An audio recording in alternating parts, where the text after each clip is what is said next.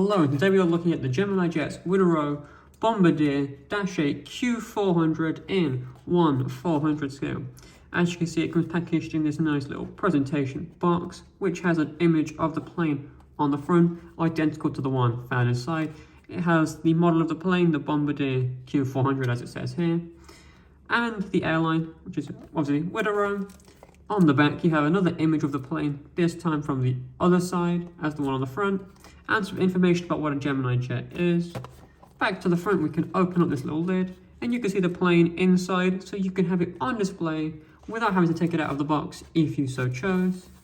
And then on the lid here, we have a little history of the Bombardier Q400, as well as some specification information here, such as length, height, and wingspan in feet and inches, as well as some other information you might like to know, such as max takeoff weight, cruising speed, range, and information of that nature.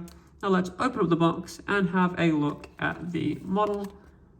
The box just pops open, and the model comes out very easily. As you can see, it comes back in these two little bits of plastic. Just remove the top.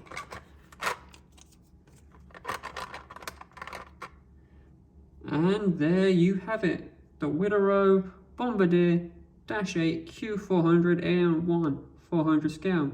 This is a highly detailed die-cast metal model with tons of details, which we'll look at now. You can see starting on the wings, you can see the flaps and the ailerons along it. As you can see, this is a turboprop plane, so you can see the propellers, which of course, look, they do move. And that's the same on both sides.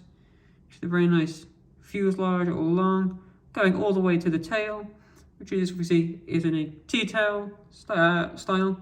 And you can see the elevators and rudders still on that T-tail. You can see at the back here we have a registration of LNWDM with a little Norwegian flag, as Wideroe is a Norwegian regional airline and is actually the largest regional airline in the Nordic countries. You can see the nice Wideroe livery with the green on it in its turboprop propellers.